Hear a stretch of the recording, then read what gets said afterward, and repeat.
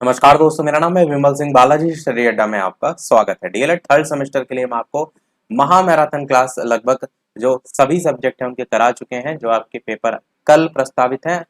गणित विषय का आज हम महा मैराथन क्लास देखेंगे। इससे पहले सोशल साइंस और साइंस जो कि कल आपके पेपर है दोनों का करा चुके हैं, तो साइड में बटन में सोशल साइंस का वाला वीडियो आपको महा मैराथन मिल जाएगा, जिसमें एक वीडियो में हमने पूरा कोर्स आपको कराया है। बात करते हैं परीक्षा कौन कौन सी है कल। तो विज्ञान 30 तारीख को है, गणित 30 तारीख को है और सामाजिक अध्ययन 30 तारीख को। तो कल ये तीनों परीक्षाएं हैं। तो इन तीनों में हम विज्ञान का पहले ही करा चुके हैं महामैराथन, तो ये भी आपका हो चुका है। सामाजिक अध्ययन का भी करा चुके हैं और गणित का हम देख लेंगे, यानी तीनों ये आपके कंप्लीट हो जाएंगे। बाकी सारी चीजें देखनी हो लाइक एमसीक्यू या वन लाइनर, वो अलग से प्लेलिस्ट आपको जो है वो मिल जाएगी। तो चलिए स्टार्ट करते हैं। स्टार्ट करने से पहले हम आपको ये बता दें कि मैथ एक ऐसा सब्जेक्ट है जो एक दिन में कभी नहीं आता है।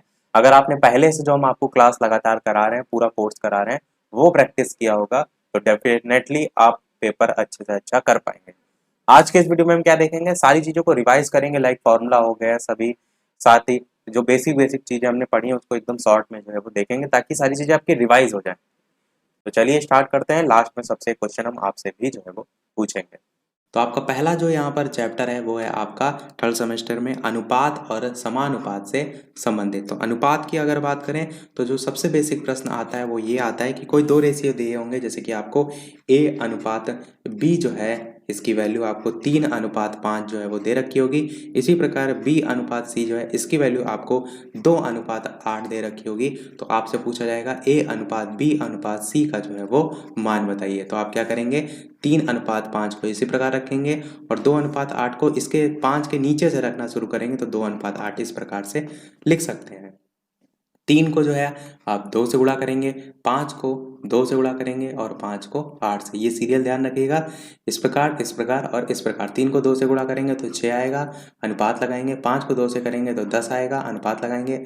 और 5 8 जा करेंगे तो 40 आएगा। तो ये आपका A अनुपात B अनुपात C का मान आ जाएगा। पर अगर आप देखिए इसको किसी भी संख्या से कट रहा है तीनों चीज़ें, तो आप उसे काट भी सकते हैं। 2 से काटेंगे तो 2 तिया 6 होता है, 2 पंचे 10 होता है और 2 2 जा 4 यानी कि 20 बार में जाएगा, यानी कि 3:5:20 जो है आपका मान आ जाएगा। अब ये और ज़्यादा नहीं कटेगा, तो यही आपका ABC का मान आ जाएगा। तो ये आपका तरीका होता है जब नॉर्मल रेशियो आपसे पूछा जाए।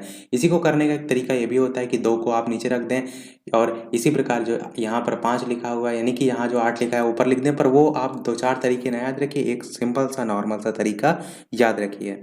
अब इसी में ही प्रश्न और आगे बढ़ाकर पूछा जाता है, ABCD चारों का अनुपात पूछ लिया जाता है। इसको रब करते हैं हम। तो वो आपका कुछ इस प्रकार से होगा कि AB जो है इसका रेशियो आपको दे रखा है 3:5 दे रखा है। इसी प्रकार B अनुपात C जो है इसका मान आपको दे रखा है 2:3।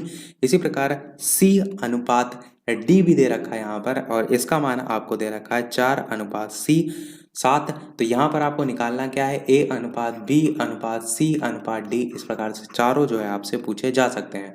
तो इसको करने का तरीका क्या होता है, 3 यानी कि जो पहला वाला है उसके एक नीचे के नीचे इस प्रकार से क्रम रखते जाइए और इसी प्रकार 5 3 7 इसको भी ऐसे ही रखते जाइए। अब इसमें गुणा करने का जो सीरियल होता है वो ध्यान रखिए। सबसे पहले आपको गुणा इस क्रम में करना होता है, दूसरे नंबर पर आपको गुणा इसको इससे करना होता है और उसके बाद इससे करना होता है, और तीसरे नंबर पर आपको जो गुणा है वो 5 को 3 से और 3 को जो है गुणा करने के बाद जितना आया उसके बाद उसको 4 से। ये हो गया आपका तीसरे नंबर का। और चौथे नंबर पर गुणा होता है इस प्रकार से सीधे सीधे। मैं आपको बताता हूँ यहाँ से करके। पहले नंबर पर 3 को 2 से गुणा करेंगे और 2 को 4 से, तो 3 2 जा 6 और 6 4 जा 24। तो सबसे पहला आपका मान आएगा 24। अनुपात लगाएंगे, 4 अनुपात है ना ABCD, इसीलिए 4 बार गुणा किया गया है। दूसरे में आप क्या करेंगे, 5 को इस 2 से गुणा करेंगे तो 5 दूना 10 होगा, और 10 को जितना भी आएगा उसको नीचे वाले से गुणा करेंगे 4 से। तभी मैंने देखिए इस प्रकार से एरो बनाया है। तो 5 दूना 10 और 10 को 4 से गुणा करेंगे तो आपका 40 हो जाएगा, यानी कि यहाँ पर आपका 40 हो जाएगा। फिर आप अनुपात लगाएंगे। इसी प्रकार तीसरे नंबर पर 5 को 3 से और 3 को 4 से, ये सीरियल मैंने बनाया ना, 5 3 जा 15, और 15 को 4 से करेंगे तो 15 चौके 60 होता है। तो यहाँ पर आपका 60 आ जाएगा। फिर अनुपात आप लगाएंगे और इसी प्रकार लास्ट में 5 3 7 एक सीरियल से गुणा कर देते हैं, तो 5 3 जा 15 और 15 सत्ते होता है 105। तो आप आपका 105 यहाँ पर आ जाएगा। तो ये आपका ABCD की वैल्यू जो है अनुपात की जो है वो आ जाएगी। तो बेसिक चीज़ें यहीं से ये आती हैं। इसमें ही आपके और भी होते हैं, तृतीय अनुपात, चतुर्थ अनुपात और मिश्रित अनुपात, वो सारी चीज़ें हमने डिटेल में बताई थी। यहाँ पर हम फर्स्ट डिवीजन की बात कर रहे हैं, तो सबसे जो बेसिक है वो मैंने आपको बता दिया। अब बात करते हैं हम समानुपात की। समानुपात में आपका प्रश्न प्रीवियस ईयर में पूछा जा चुका है और सबसे जो सिंपल प्रश्न है यहाँ से उसी पर बेस्ड प्रीवियस ईयर में क्वेश्चन पूछा गया है। तो कुछ इस प्रकार से होता है कि 2:3 आपका हो जाएगा, बीच में समानुपात लगा हुआ है और इसी प्रकार 10 लिखा है और यहाँ पर अनुपात 15 लिखा है। तो पहले मैं आपको बता रहा हूँ, प्रश्न ही बता रहा हूँ। तो आप करते क्या है, इसको यानी कि जो पास वाली संख्या है इसको इससे गुणा करते हैं और बाहर वाली संख्या जो है बाहर को बाहर से गुणा करते हैं। अब इसमें कोई भी एक संख्या ऐसी हो जो नहीं दे रखी, जैसे 10 नहीं दे रखी, तो इसकी जगह आप x मानेंगे और गुणा करने का तरीका क्या होगा, 3 गुणे x करेंगे बराबर 15 गुणे 2 करेंगे। यहाँ पर मान लीजिए कि 10 नहीं दे रखा है, x आप स्वयं से मानेंगे, इसका मान निकालना होगा, तब आप इस प्रकार से करेंगे। तो x का मान निकालेंगे, 15 दूना 30 करेंगे और बटे में 3 ले जाएंगे वाला, तो 3 1 जा 3, 3 10 जा 30, तो x का मान 10 जो है आपका आ जाएगा। तो ये आपका समानुपात निकालने का तरीका जो है वो होता है। तो इसमें बेसिक यहीं से प्रश्न आता है। अच्छा, एक और आपका आता है मध्यानुपात। जैसे आपसे पूछ लिया जाए 16 और 25, 16 और 25 जो है इसका मध्यानुपात बताना है, तो आप सिंपल से तरीके से अब इसे x मान के करेंगे तो आपका तरीका अलग होगा, बीच में आप x मानेंगे। इसी को मैं यहाँ पर रफ करके बता देता हूँ। अगर आप इसे x मान के करेंगे तो कैसे करेंगे, 16 आपका यहाँ पर आ जाएगा एक रेशियो के तौर पर, और अनुपात में आप इसे k मान लीजिए और समानुपात यहाँ पर भी k मानेंगे और दूसरा आपका 25 दे रखा है। तो ये आपसे पूछा जाता है क्या, मध्यानुपात के संदर्भ में।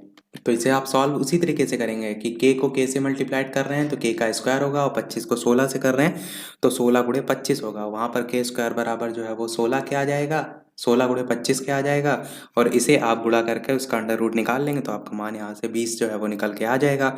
यहाँ से इसका शॉर्ट ट्रिक क्या होती है, अंडर रूट ए बी आपका सूत्र होता है, डायरेक्ट a की जगह 16 b की जगह 25 रख सकते हैं, तो यहाँ से भी आपका मान निकल कर आ जाएगा। पर आप जो नॉर्मल प्रोसीजर होता है उसको फॉलो करेंगे जब डीएलएड के लेवल पर आप सॉल्व कर रहे हैं, पर आपको जब नहीं आ रहा होता है तब आप शॉर्ट ट्रिक से जो है वो कर सकते हैं। रब करते हैं इन सारी चीज़ों को। एक चीज़ मैं और यहाँ पर क्लियर करना चाहूँगा कि जो डीएलएड का फर्स्ट सेमेस्टर का भी पेपर हुआ है उसमें जो पैटर्न आया है वो आपका टोटली बेस्ड आया है कंपटीशन लेवल पर बेस्ड, जैसे प्रश्न आते हैं वैसे ही आपका कोर्स का वहाँ से नहीं पूछा गया है। तो आपको भी एक कहीं ना कहीं हिंट मिल गई है कि आपको। बात करते हैं हमारा नेक्स्ट चैप्टर जो है वो घातांक की अवधारणा, पूर्णांक, परिमेय संख्या उस पर बेस्ड है। तो वहाँ से प्रश्न आते हैं, उसका मान आपको निकालना होता है, सूत्र वगैरह जो भी वहाँ पर पुट हो रहा हो। जैसे मैं आपको एग्जाम्पल के तौर पर बताऊँ तो 32 की पावर जैसे कि 1/5 लिखा हुआ है तो आपसे पूछा जाएगा कि इसका मान ज्ञात कीजिए और ऑप्शन में वहाँ पर दे रखा होगा कि 0 होगा, 1 होगा, 2 होगा, 3 होगा, इस टाइप से। तो आप इसे कैसे सॉल्व करेंगे, 32 को आप इस प्रकार से लिखिए कि जो घातांक में 5 लिखा है उसी की तरह बन जाए। तो 32 को आप क्या लिख सकते हैं, 2 के गुणांक में लिख सकते हैं। तो 2 गुणे 2, आप चाहें तो इसका एलसीएम भी ले सकते हैं, 2 गुणे 2 गुणे 2 गुणे 2, इस 5 तक लिख सकते हैं। 2 टू 4, 2 8, 2 16, 2 32। तो यानी कि आप क्या कह सकते हैं, इसकी टोटल की पावर आप 1/5 लिखेंगे। फिर इसे आप और एक स्टेप ले जाएंगे आगे तो 2 की घात 5 लिख सकते हैं और ओवरऑल ऑलरेडी वहाँ पर पावर 1/5 जो है वो थी। फिर आपका ये जो घातांक होती हैं आपस में गुणा हो जाती हैं, तो 5 गुणे 1/5 होगा तो 5 से 5 कट जाएगा, तो आपका कितना बचेगा, केवल और केवल 2 बचेगा। तो यहाँ पर आपका 2 आंसर बिल्कुल सही हो जाएगा। तो इस प्रकार से आपके प्रश्न घातांक वाले जो चैप्टर है उससे पूछे जाते हैं। इसी प्रकार एक और प्रश्न मैं आपको करा देता हूँ ताकि आपको क्लियर हो जाए कैसे यहाँ पर आपको करना है। जैसे कि लिखा होगा 3 गुणे 16 की पावर आपको 3/4 जो है वो दे रखी है। अब यहाँ पर आप क्या करेंगे, 16 को ही किसी फॉर्म में ब्रेक कर सकते हैं और ये आप देखते हैं जो घातांक होती है उसमें नीचे वाली संख्या क्या लिखी होती है, 4 लिखी है। तो ये मान के चलिए 16 को भी आप 2 के गुणांक में जब लिखते हैं तो 2 की घात 4 लिखेंगे, तभी आपका घातांक नीचे वाला 3/4 का और साथ ही जो इसको आप पावर में लिखेंगे वो कटती है। कहने का मतलब ये है, इसको आप सॉल्व करेंगे 2 की घात 4 आप लिख सकते हैं, 2 4, 2 8, 2 16 और इसकी पूरी की पावर आप लिखेंगे 3/4। अब गुणा करेंगे तो 4 से 4 कट जाएगा, केवल क्या बचेगा, 2 की घात 3। तो 3 गुणे 2 की घात 3 आपका बचेगा। तो 3 गुणे 2 की घात 3 होता है 8, 8 3 हो जाएगा आपका 24। तो 24 आपका बिल्कुल आंसर सही हो जाएगा।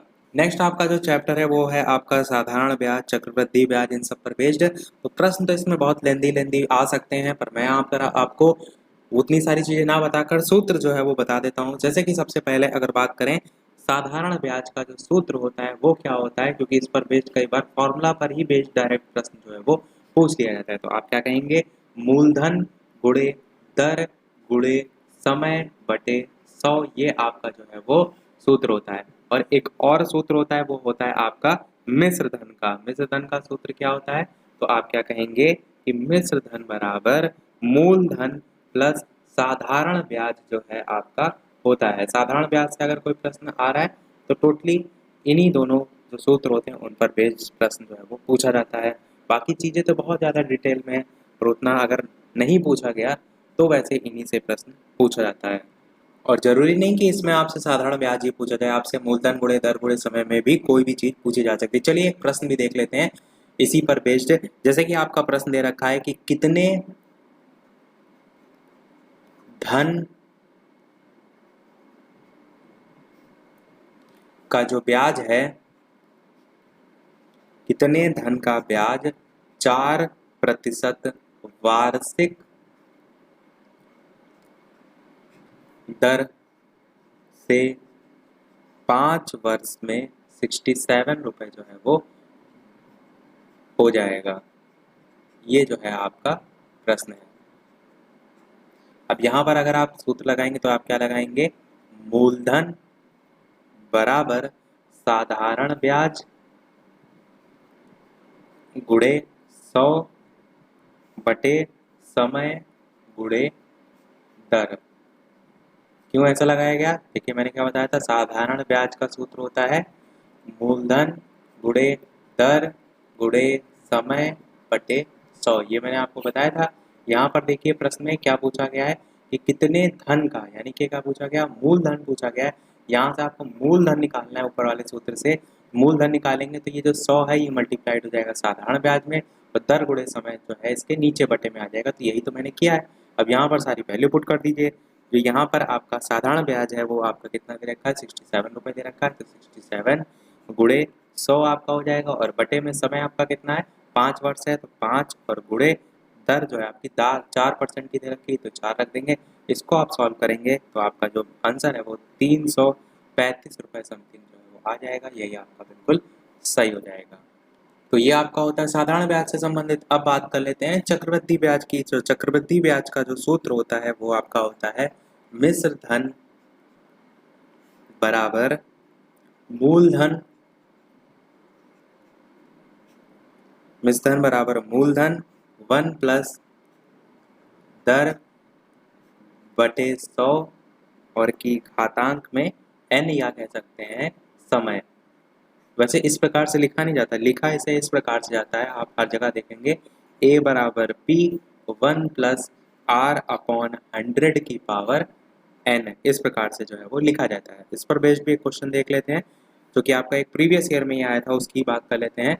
जैसे लिखा है प्रश्न में कि 400 रुपये का 5% की वार्षिक ब्याज की दर से 2 वर्ष का चक्रवृद्धि ब्याज बताना है आपको। तो यहाँ पर जो 400 रुपये की बात की गई है वो आपका क्या है, वो आपका ए हो जाएगा, जो कि आपका मिश्र धन है। तो 400 बराबर जो पी है ये आपका यहाँ पर क्या है, नहीं, आपका जो P है वो आपका प्रश्न में दे रखा है ना, तो 400 की जगह आप P की जगह रखेंगे, यानी कि इसको यहाँ से रख करके यहाँ पर रखेंगे हम 400, और A जो है इसको ऐसे रखेंगे। तो 400 उसके बाद 1 प्लस आर अपॉन 100, यानी कि 1 प्लस आर जो है उसकी वैल्यू प्रश्न में दे रखी है 5%, यानी कि आपकी जो दर है वो 5 दे रखी है बटे 100, और इसकी पावर जो साल दे रखा है, समय दे रखा है, वो 2 दे रखा है। इसको आप सॉल्व करेंगे तो यहाँ से आपका जो मान है वो 441 जो है वो निकल कर आएगा। ये आपका ए है, यानी कि ये आपका मिश्र धन होगा। प्रश्न में यहाँ पर चलिए लिख भी देता हूँ, कुछ लोगों को हो सकता हो ना समझ में आए, प्रश्न आपका मैं यहाँ पर लिख देता हूँ। प्रश्न है आपका 400 रुपये का 5% वार्षिक ब्याज की दर से, ब्याज की दर से 2 वर्ष का चक्रवृद्धि ब्याज जो है आपको बताना है। ये आपका जो है वो प्रश्न है जो कि आपका 2017 का द्वितीय बार का पेपर हुआ था डीएलएड का, उसमें पूछा गया था। अब देखिए 400 रुपये का 5% जो है, ये जो 400 रुपये ये आपका क्या है, ये आपका हो जाएगा मूलधन। जो मैंने अभी आपको बताया कि मिश्रधन बराबर मूलधन 1 प्लस आर अपॉन 100, जो पी है ये आपका क्या है, मूलधन है। तो हमने क्या किया, मूलधन की जगह मूलधन 400 रख दिया। तो 1 प्लस 5% वार्षिक ब्याज की दर है, तो दर की जगह 5 रख दिया बटे 100, और पावर टोटल की एन यानी कि समय, समय 2 वर्ष दे रखा है। सारी चीज़ें वैल्यू जब पुट करेंगे, इसको सॉल्व करेंगे, तो यहाँ से ए का मान 441 निकल आएगा। फिर हम क्या करते हैं, प्रश्न में पूछा गया है चक्रवृद्धि ब्याज, आपका क्या निकल कर आया है, आपका यहाँ से निकल कर आया है मिश्र धन, क्योंकि ये जो फॉर्मूला है ये मिश्र धन का है। तो चक्रवृद्धि ब्याज कैसे निकालेंगे, चक्रवृद्धि ब्याज का फॉर्मूला होता है, वो भी मैं यहाँ लिख देता हूँ, चक्रवृद्धि ब्याज बराबर मिश्र धन माइनस मूलधन। ये आपका जो है वो सूत्र होता है। मिश्र धन यहाँ पर क्या हो जाएगा, 441 हो जाएगा, मूलधन आपका क्या हो जाएगा, 400 हो जाएगा, और बराबर निकल कर आपका 41 चक्रवृद्धि ब्याज जो है वो सही हो जाएगा। 41 रुपये आप कह सकते हैं। तो इस प्रकार से जो है इन प्रश्नों को किया जाता है। देखिए चीज़ें ये आपको मैंने पहले भी कहा, मैं आपसे बिल्कुल भी 1% भी झूठ नहीं बोलना चाह रहा हूँ कि ऐसे शॉर्टकट में मैं आपको चीज़ें बता दूंगा, पर कंसेप्ट आपका तभी क्लियर होगा जब आप चीज़ों को एक एक करके देखेंगे। यदि आपको चीज़ें आती हैं तो आपका रिवाइज हो जाएगा, पर अगर आपको कुछ नहीं आता है और आप सोच रहे हैं कि एक फास्ट रिवीजन से सारी चीज़ें आपको आ जाएंगी, तो ये यहाँ पर गलत होगा। हाँ ये है कि कुछ चीज़ें आपको आ जाएंगी, अगर आपको पेपर में कुछ नहीं आ रहा होगा पर उससे अच्छा आपकी बेटर कंडीशन होगी, तो उसके लिए आप इसको बिल्कुल देख सकते हैं। सारी चीज़ें आप करते हैं। हमारा नेक्स्ट चैप्टर था आपका बैंकिंग से संबंधित। बैंकिंग में थोड़ा बहुत थ्योरी है, तो एक दो चीज़ें जो इम्पोर्टेंट है वो मैं आपको बता देता हूँ। बैंकिंग में अगर बात करें तो बैंक से धन निकालने की जो विधियाँ हैं वो क्या क्या होती हैं, तो दो मुख्यतः होती हैं, एक निकासी आहरण फॉर्म द्वारा होती है और दूसरी चेक द्वारा होती है। आप देखते हैं पैसा कभी आपने निकाला होगा तो एक फॉर्म भरते हैं आप, उसके द्वारा आप पैसा निकाल सकते हैं, या किसी के द्वारा चेक दिया गया है डायरेक्ट उसके थ्रू निकाल सकते हैं। तो ये दोनों विधियाँ होती हैं। फिर इसी के अंतर्गत आपका जो चेक है, वहां से प्रश्न आपका 2 बार पूछा जा चुका है अब तक डीएलएड में। 2018 में भी पूछा गया था, 2017 का द्वितीय बार का पेपर में भी पूछा गया था कि चेक कितने प्रकार के होते हैं बताइए। और 2018 में पूछा गया था रेखांकित और बियरर चेक में अंतर क्या होता है।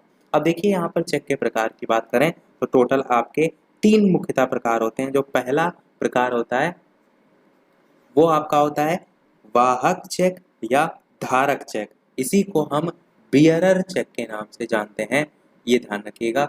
दूसरा आपका होता है आदेशित चेक, पहले मैं शॉर्ट में चलिए लिख भी देते हैं, वाहक चेक या धारक चेक। और दूसरा वाला जो होता है आपका वो होता है आदेशित चेक, और इसे हम इंग्लिश में ऑर्डर चेक के नाम से जो है वो जानते हैं। और तीसरा आपका होता है रेखांकित चेक, जिसे हम क्रॉस चेक के नाम से जो है वो जानते हैं।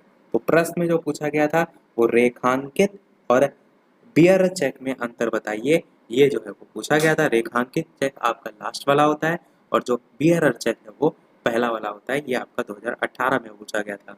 और 2017 का जो द्वितीय बार का था वो पेपर, उसमें वाहक चेक किसे कहते हैं ये डायरेक्ट पूछा गया था। अब तीनों को भी जान लेते हैं। सबसे पहला बात करते हैं वाहक चेक के बारे में। तो वो चेक जिसके नाम होता है वो स्वयं अथवा किसी वाहक के द्वारा उस पर जो लिखी धनराशि होता है उसको बैंक से प्राप्त कर सकता है, और इसमें चेक पर खातेदार का हस्ताक्षर आवश्यक होता है जब बात की जाती है वाहक चेक की। दूसरा आपका होता है आदेशित चेक। इस प्रकार के चेक का भुगतान बैंक मात्र उसी व्यक्ति को करता है जिसके नाम चेक काटा गया है, तो ये आपका होता है आदेशित चेक। और तीसरा आपका होता है रेखांकित चेक।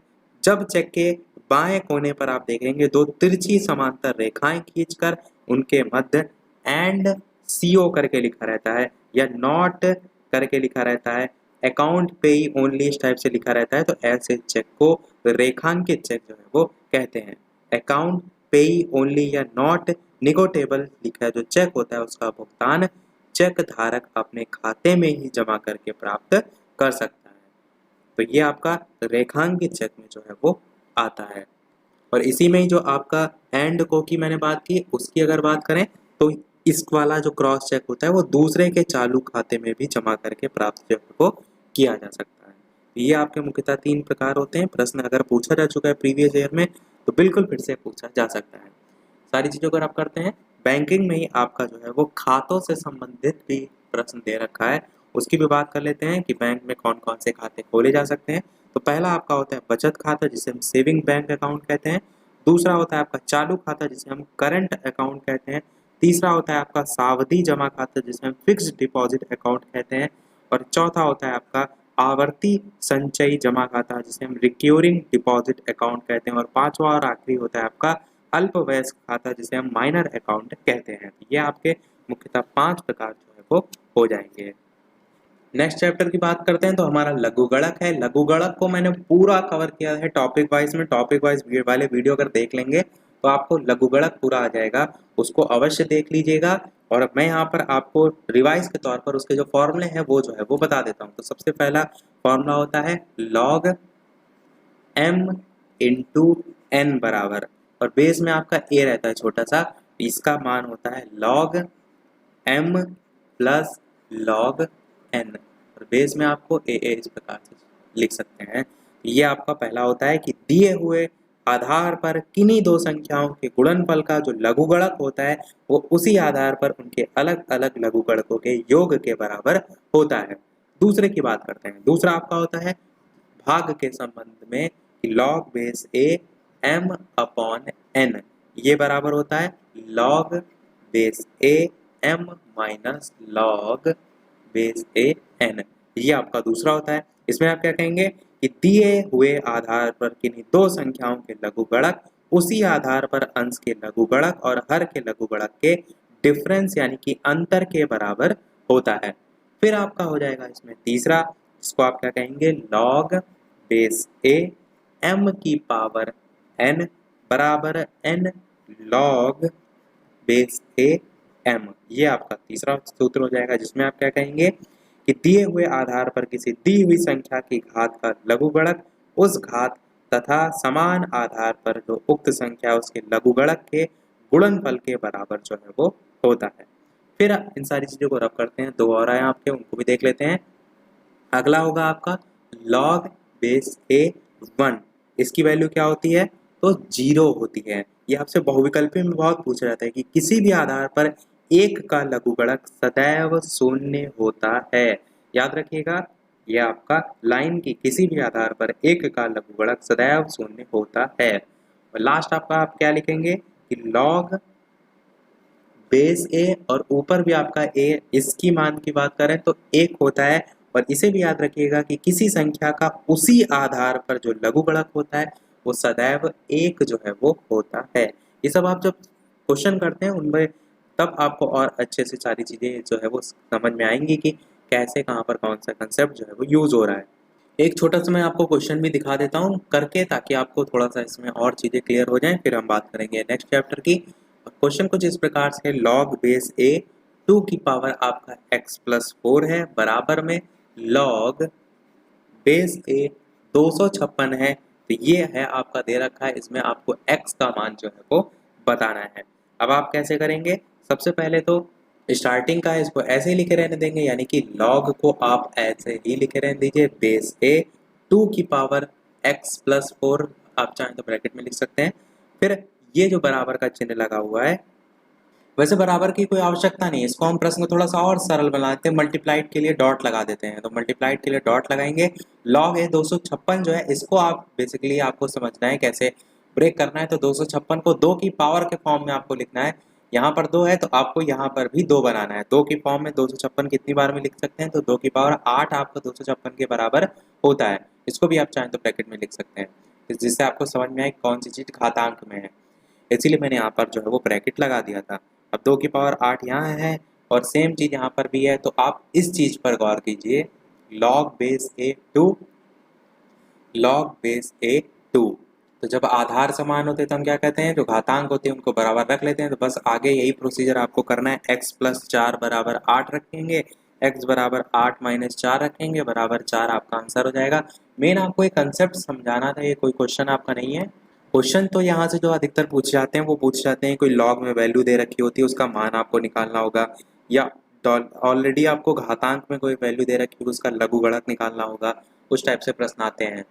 जैसे मैं एक एग्जांपल के तौर पर बताऊं, आपका प्रीवियस ईयर 2018 में आया था कुछ इस प्रकार से कि 5 की घात 3 बराबर 125 दे रखा था और इसको आपको बताना था लघुगणक के रूप में। तो कैसे लिखेंगे आप इसे? लॉग बेस में जो है वो 5, 125 बराबर 3। इसका पूरा कंसेप्ट होता है कि जो यहाँ पर घात वैल्यू दे रखी है वो आपकी बेस में जाती है, जो घातांक में बराबर के उधर जाती है, और जो बराबर के उधर है वो साथ में लॉग की वैल्यू आती है। सेम इसी का ही अपोजिट भी पूछा जा सकता है कि ये आपसे लिखा होगा, पूछा जाएगा इसे किस प्रकार से आप नॉर्मल भाषा तरीके से घातांक में लिखिए, तो उस टाइप से भी आप इसे अपोजिट करके भी आपसे पूछा जा सकता है। तो यह हो गया आपका लघुगणक।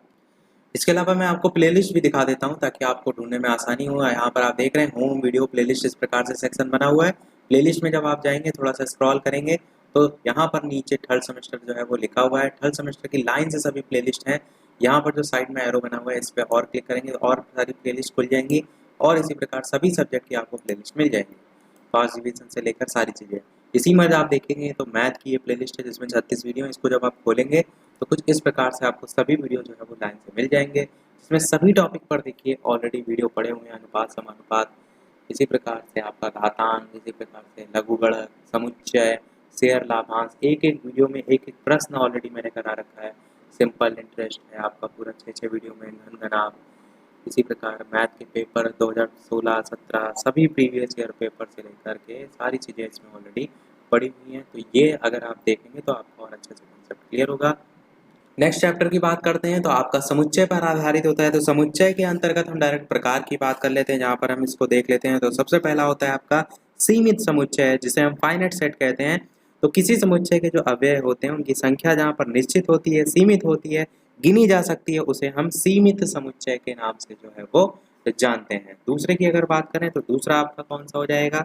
असीमित। आ जोड़ दीजिए, बाकी वही सारी चीजें। तो असीमित समुच्चय क्या होता है? जहाँ पर समुच्चय के अव्यय जो है उनकी संख्या अनिश्चित हो, असीमित हो, जिन्हें गिना ना जा सके। इसको हम कैसे लिखेंगे? एन, यानी कि जो नेचुरल नंबर होते हैं उसको 1, 2, 3 इस प्रकार से अनंत तक आप लिखते हैं। तो ये आपका क्या है? असीमित समुच्चय है। फिर बात करते हैं तीसरे की। तीसरा होता है आपका एकल समुच्चय। इसको क्या कहते हैं? Singleton set. एक ऐसा समुच्चय जिसमें मात्र एक ही अवयव स्थित हो। जैसे कि आप क्या कहेंगे कि r बराबर कोई भी चीज को परिभाषित किया जा रहा है, 6 लिखा हुआ, तो ये क्या है आपका? ये आपका एकल समुच्चय है। फिर आपका चौथा होता है रिक्त समुच्चय। रिक्त समुच्चय को हम क्या कहते हैं? तो एम्प्टी सेट कहते हैं, जिसमें आप कहते हैं ऐसा समुच्चय जिसमें कोई भी अव्यय उपस्थित ना हो, रिक्त समुच्चय होता है। और जो रिक्त समुच्चय होता है इसको जो ग्रीक अक्षर होता है जिसे हम फाई कहते हैं, और आप क्या कह सकते हैं? एंड, अथवा इस प्रकार से जो पैराग्राफ होता है इसके द्वारा जो है वो पैराग्राफ क्या कह सकते हैं? ब्रैकेट कहेंगे, कि ब्रैकेट खाली ब्रैकेट होता है, इसके द्वारा प्रदर्शित करते हैं। जैसे कि 7 और 8 जो है इसके मध्य के जो पूर्णांक हैं कितने होंगे? 7 और 8 के बीच कोई पूर्णांक है ही नहीं, तो आपका 0 होगा। तो आप क्या इसे इसे इस प्रकार से परिभाषित कर सकते हैं, यानी कि शून्य जो है वो लिखकर परिभाषित कर सकते हैं। ये हो गए 4। रब करते हैं, पांचवा देखते हैं। पांचवा होता है आपका तुल्य समुच्चय, जिसे हम इक्विवेलेंट सेट के नाम से जानते हैं। तो दो समुच्चय ए और बी जब तुल्य समुच्चय तब कहलाते हैं जब उनके जो अव्यय होते हैं उनके मध्य एकांक की संगति, या कह सकते हैं एक एक संगतता जो है वो विद्यमान रहती है। ए की वैल्यू कुछ दे रखी हो, बी की वैल्यू कुछ दे रखी हो, उसमें कंपैरिजन दर्शाया जा रहा है, तो तुल्य समुच्चय हो जाएगा। छठा आपका बात करते हैं तो सम अथवा समान समुच्चय हो जाएगा, जिसे हम इक्वल सेट कहते हैं। यहाँ पर क्या होता है? एक्स की वैल्यू दे रखी है, या ए की वैल्यू एक्स वाई जेड दे रखी है, बी की वैल्यू वाई जेड एक्स दे रखी है, तो क्या है? वैल्यू तो है सेम पर आगे पीछे दे रखी है। सम अथवा समान समुच्चय ये आपके हो जाएंगे। तो ये मुख्यतः 6 प्रकार यही जो है वो होते हैं। इसके अलावा आपका यहाँ से इंटरसेक्शन और यूनियन के संदर्भ में भी प्रश्न पूछा जाता है। उसमें अगर बात करें तो जैसे कि ए की वैल्यू आपको कुछ दे रखी है, 1, 2, 3 इस टाइप से कुछ दे रखी है मान लीजिए, और ये जो ये ब्रैकेट होते हैं वो इस प्रकार से बनते हैं। इसी प्रकार अगर बात करें बी की वैल्यू, तो बी की वैल्यू भी मान लीजिए 2, 3 और साथ ही साथ 4 दे रखी है, ये आपका दे रखा है। तो ये आपसे क्या पूछा जाए? इंटरसेक्शन पूछा जाए। इंटरसेक्शन में उल्टा यू जो है वो होता है। तो इस प्रकार से जब पूछा जाता है तो आप क्या देखते हैं? पहली वाली संख्या और दूसरी वाले में क्या कॉमन है, दोनों में कौन सा शब्द यहाँ पर कॉमन है? 2 यहाँ पर भी है, 2 यहाँ भी है, 3 यहाँ भी है, 3 यहाँ भी है, तो आप क्या कहेंगे 2,3 ये आपका इंटरसेक्शन में जो है वो आ जाएगा। यही अगर आपसे क्या पूछा गया होता, यूनियन पूछा गया होता, तब आप क्या करते, सारी चीज़ों को लिखते, पर जो आपकी चीज़ डबल बार आई है उसको आप एक ही बार जो है वो लिखेंगे।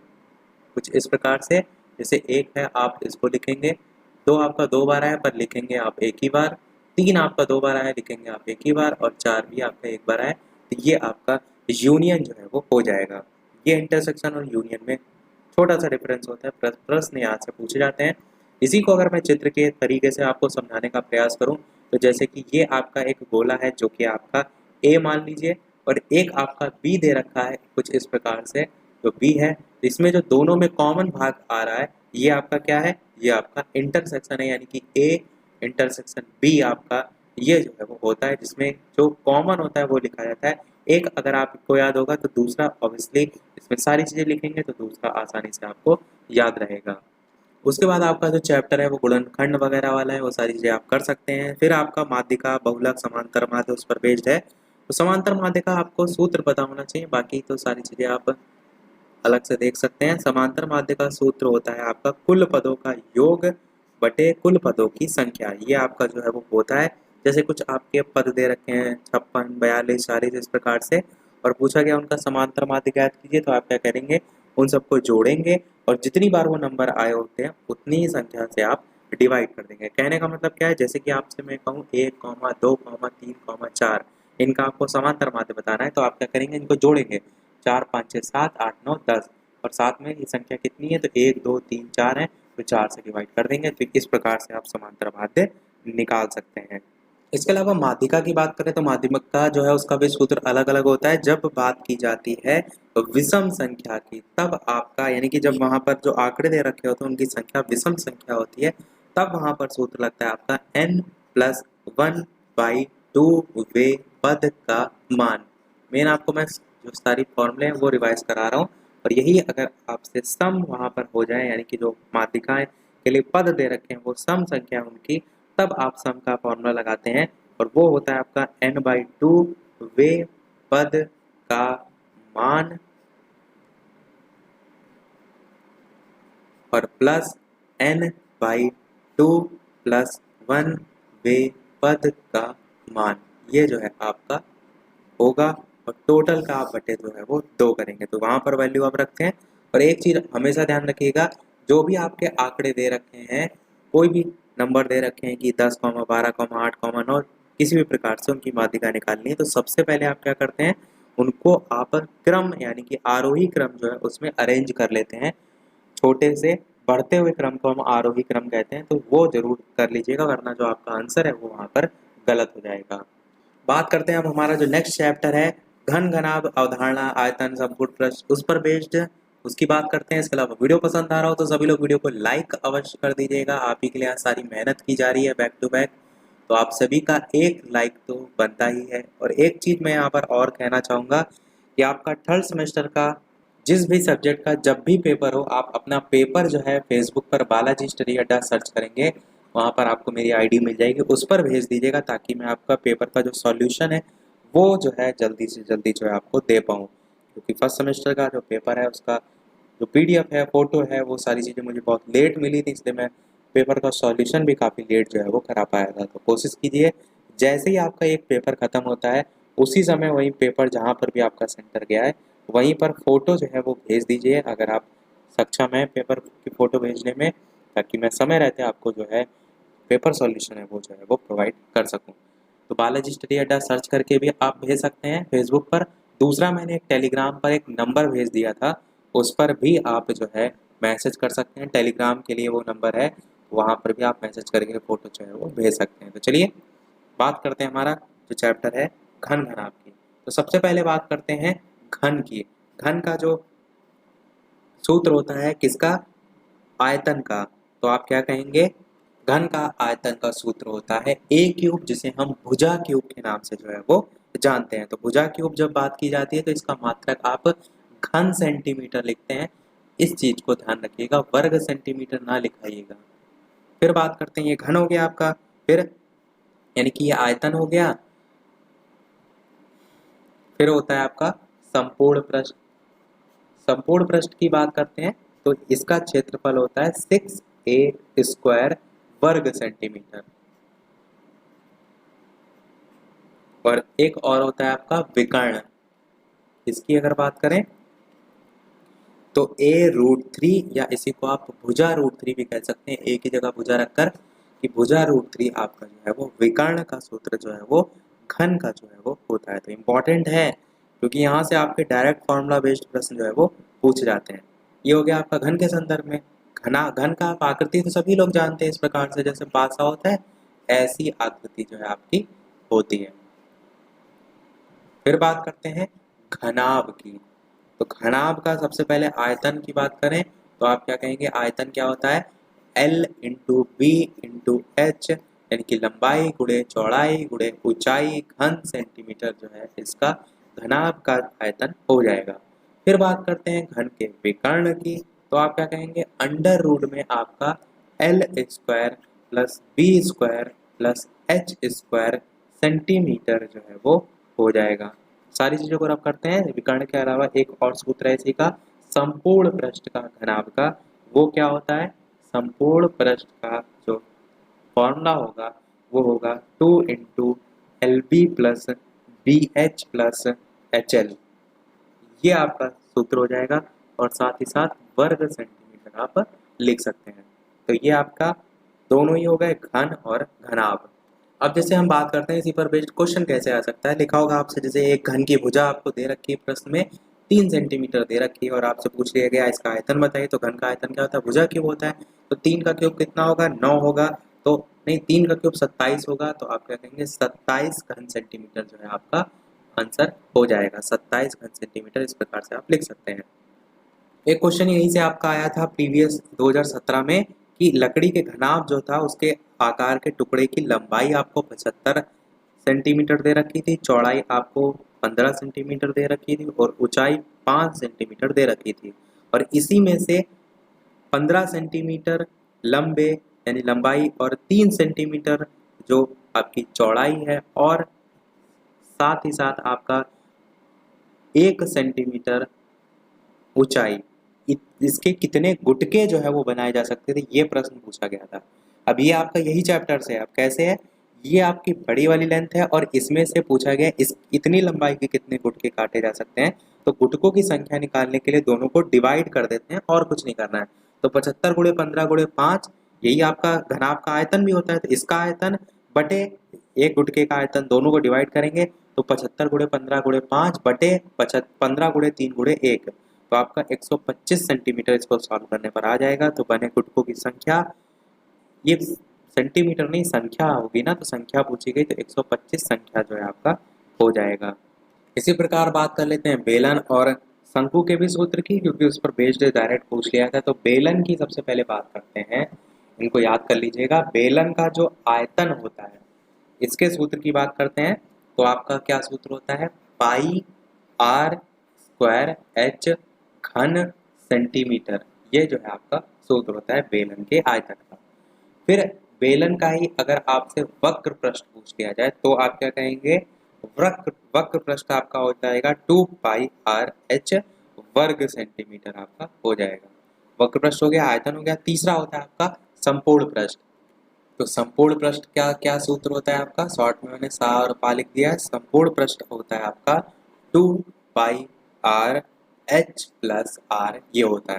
तो ये तीनों सूत्र ध्यान रखिएगा, डायरेक्ट इस पर बेस्ड आपसे प्रश्न पूछा जा सकता है। तो ये हो गया आपका बेलन। बेलन की आकृति आप सभी ने तो देखी है, इस प्रकार से होती है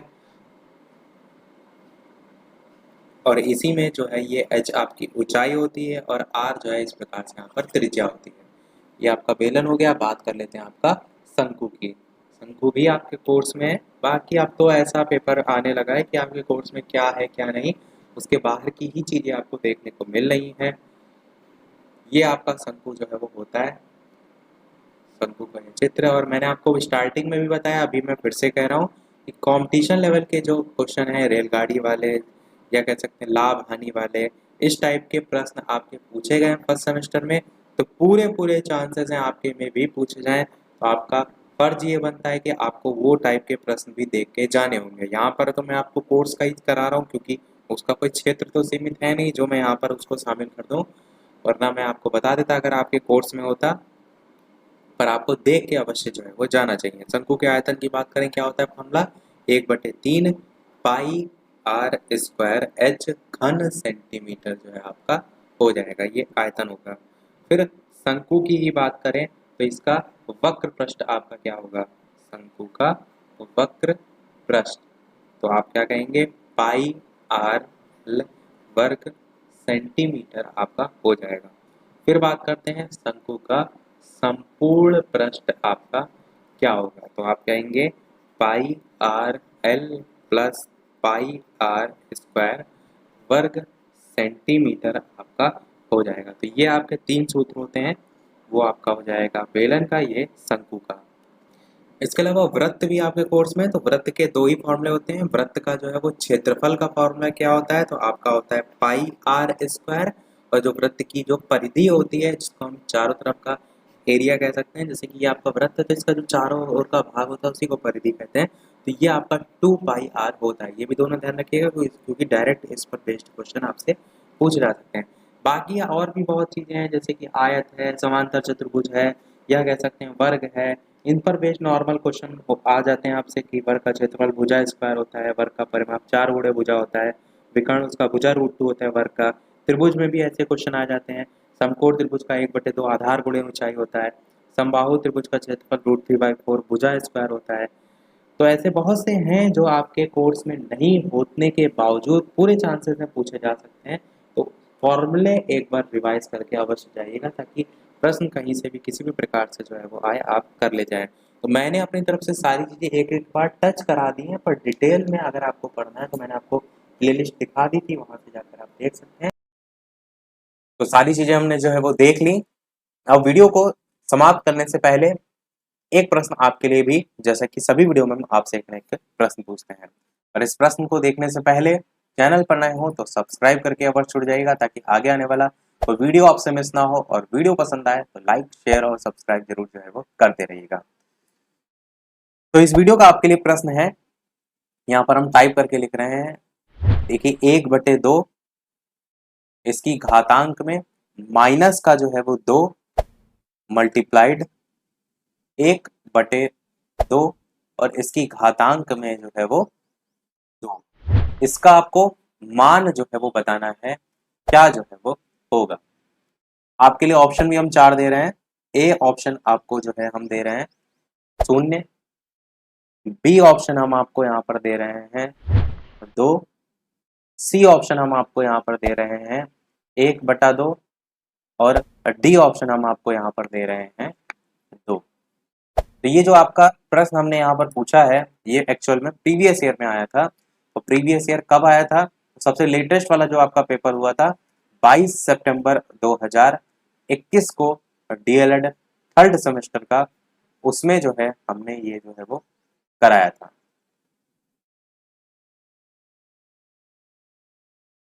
तो ये पेपर जो आप देख रहे हैं 22 सितंबर 2021 वाला, ये सब हम आपको करा चुके हैं। यदि नहीं देखा हो तो अलग से आप प्लेलिस्ट जाएंगे, सारी चीज़ें आपको जो है वो मिल जाएंगी। और यदि कोई चीज़ ना मिला करे तो डायरेक्ट आप सर्च कर सकते हैं बालाजी स्टडी अड्डा 3rd सेमेस्टर 22 सितंबर 2021 पेपर, तो आपको आराम से वीडियो जो है वो मिल जाएगा। तो सभी लोग सॉल्व करके वीडियो के मेन कमेंट में टाइप करके आंसर बताइएगा।